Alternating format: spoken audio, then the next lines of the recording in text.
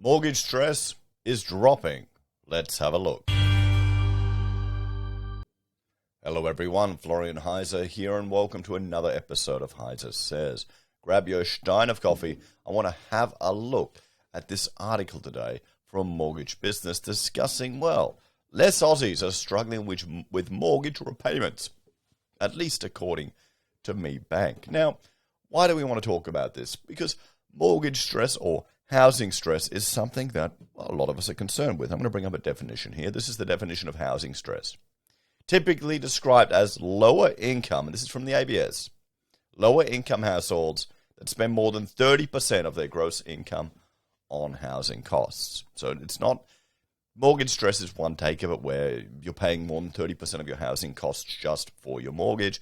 But housing stress includes those that are renting and paying more than 30% of their income on just renting as well. Imagine doing that and trying to save for a deposit. Welcome to Australia, guys. Welcome to Australia. But let's have a look also with that. We need to look at what low income is.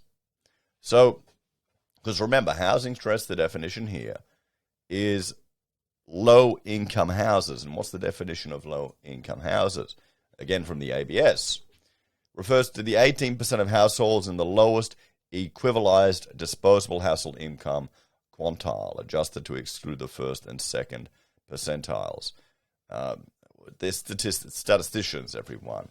But we're not talking everyone. You're talking the lower income households. And, well, let's bring up a chart that I think we all need to be aware of. And that's this one. Household income, the differences. Highest income, the disposable income, you're talking over $2,000 a week. Middle, $1,000 a week, give or take, a little bit less. The bottom, like $420 or something crazy low a week. Household income. Household. So, when there's talk and concern about mortgage stress, we'll bring an example here. Because we're looking at an average mortgage and interest rate increases. And here you've got an example of a $580,000, which is an average mortgage, going from 2.98 up to 3.49 because interest rates are going up, and you're seeing an increase of 6% in your repayments. So you get $2,600 a month as opposed to $2,440. So another $160 you need to find to get together. And the concern is, what many people are worried about, is that more and more people will get into mortgage stress, and then they'll struggle to make these repayments. Now, is everyone going to be in that situation? Is it going to be as scary as people think? Some people are hoping that the interest rates will go to the moon, and then people will all be crashed out of their houses, and the hubris of all of these property investors and a big part of Australia's culture will be tipped over. I can't see it happening. Sure, I can see rates are going up, but you'll have intervention from the RBA and from the government before it gets too drastic. I mean, look at it. We had our first recession in 28 years, and we had mortgage holidays. You had government coming to the rescue every bloody, I'll bring that one up here. Government coming to the rescue. We had changes to insolvency provisions, guys. That terrified me more than anything as a business owner, because I've had to chase people who haven't paid bills. We're seeing now with the example of the ProBuild collapse, where someone sent me a message, a big facade company went under because of it. When a big boy goes under, the other ones start toppling as well. You had JobKeeper, so many people propped up. We're a country now with rampant government intervention, and there's now a cultural acceptance of juicing the market. 3% cash rates used to be emergency, guys. Now we're at 0.1. You got Home Builder. Home Builder did a fantastic job of stimulating the economy. Sure, it overheated the cost of housing, but don't worry about that. You've got the the first homeowner grants up to $88,000. No, I've got a video that I either put out before or after this one, where the Tasmanian government is now chipping in up to $200,000 for people to buy houses. They'll own 40% of your house. They'll tax you your whole bloody life, then use that tax to buy your own bloody house, while inflating the cost of housing, while putting an insane burden on taxes in housing, and shit. Then you got the idiots like the Greens who want air conditioning everywhere, solar panel, all this stupid stuff. Do people not get it? I don't think they do. I I think too many of them are too far removed from just the difficulties of people getting ahead in Australia. That's why I think some people are giving up, honestly, or want to head overseas. You've got, 5 and 2% government loans. That 2% is the new 5% deposit, guys. You've got negative gearing, which is just, it's a cultural phenomenon now. And I don't blame people. If you're using negative gearing to keep tax out of the tax man's hands, fantastic. Do what you can, because they're just going to piss it away. Okay, so you're ethically, morally obliged to limit the damage they can do to others by limiting, legally limiting the tax you give them. You got the super withdrawals, even though super funds were bitching and moaning that was, people spending it on boob jobs and rubbish, when a lot of people just used it to pay down debt or to get a deposit together for a house, guys. And then you've got the more systematic issues like council limiting development, and then bitching and moaning that they've got gentrification problems. You've got mortgage holidays. Who predicted mortgage holidays? Did anyone predict that? Did anyone see that coming? Okay, so just think about it. Now, this precedent has been set, everyone. And, uncertainty saving rate surges. Yeah, people were worried. So that's where, when we're seeing fear about all of the mortgage stress and mortgage holidays, I don't know, guys. I'm becoming too cynical about this stuff now, because we're in a culture, we're in a country now where people are going to expect government intervention. There'll be calls for mortgage holidays. Next big disaster. I'm surprised we haven't heard them now for the floods. Or maybe you already can. Maybe you can apply to the bank and get them. I'm sure you can. Just not as much media.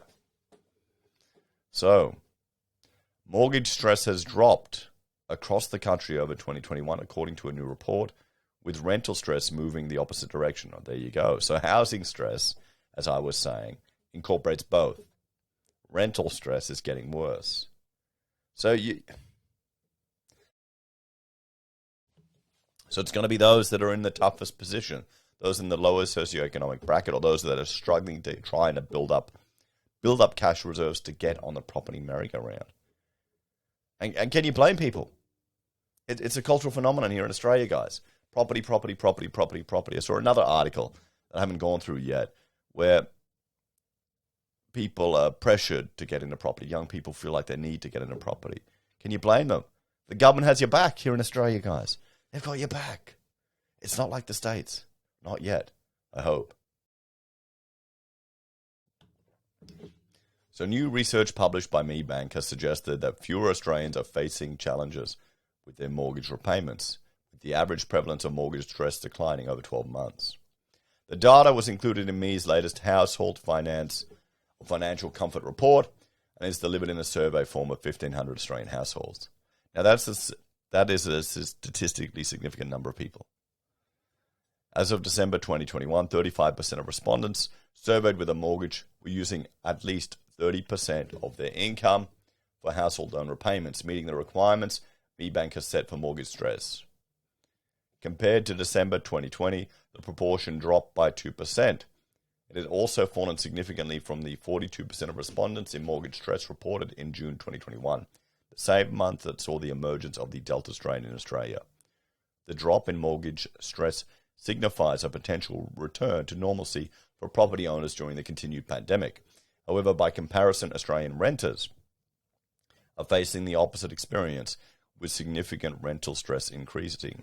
Now, this is why when you see people calling for landlords to provide this, solar panels, air conditioning, free toilet paper, bidets in every bedroom, that drives up the cost of housing.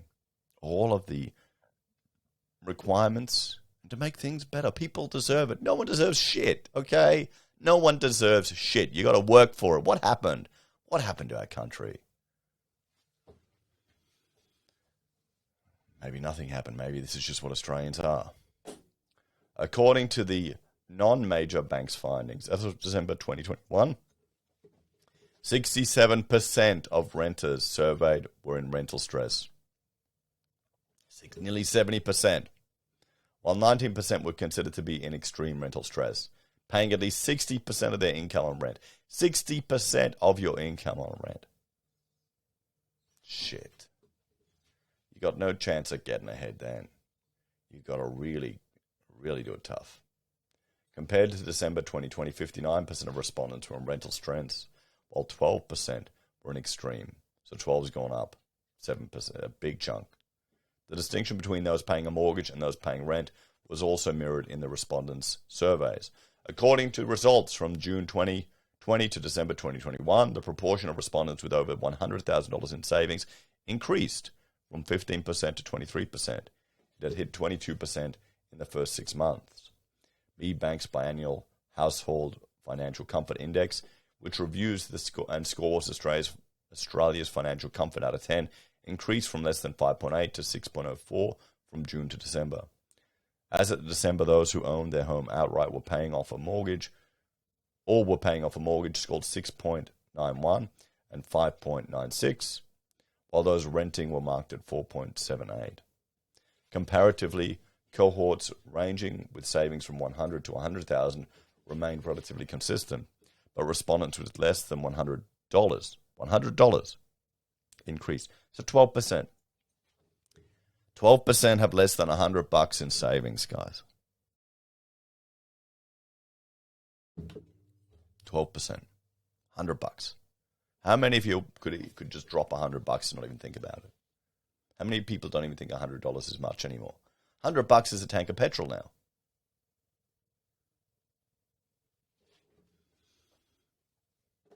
Further, 22% of households surveyed reported less than $1,000 in savings, and 24% would only be able to maintain their current lifestyle for 1 month if they lost their income. 1 month. Now, the problem with all of this is stress. This would insanely increase your stress. You need to build buffers. And, well, talk about a few ways to do that.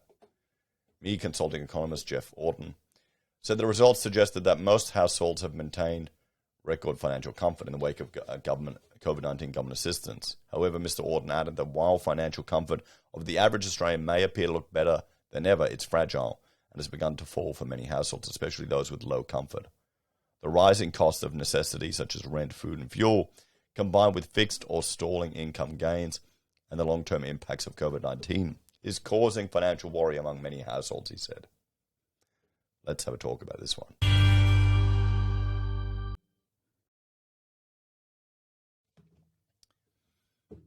$100. 12%. Less than $100.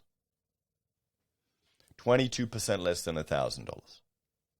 60% of people in extreme rent housing stress or rental stress. This is nuts. This really is. If you're in this situation, guys, the first thing you need to do, build an emergency fund. You need to cobble together at least $1,000 just in case a disaster happens. And you've got to do it by selling shit. All the stuff around you that you can.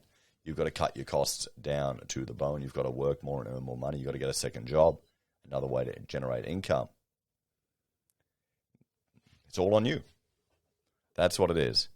You've got to cast off the victim mentality, blaming others for failures or for things that have gone wrong. And I know it's easier said than done, but that's the only way out of this bloody mess.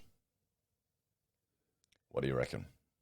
Or are we always going to have like a fifth of people in this situation in our country, guys? What do you reckon? Or quarter, 24%, could only maintain their lifestyle for a month. 22%, a fifth, only $1,000. And how many of them are in housing? Here's the thing. Mortgage stress, well, we're seeing it's going down. Rental stress is going up. What do you reckon, guys? Let me know your thoughts and opinions and your suggestions on this one. Thanks for watching.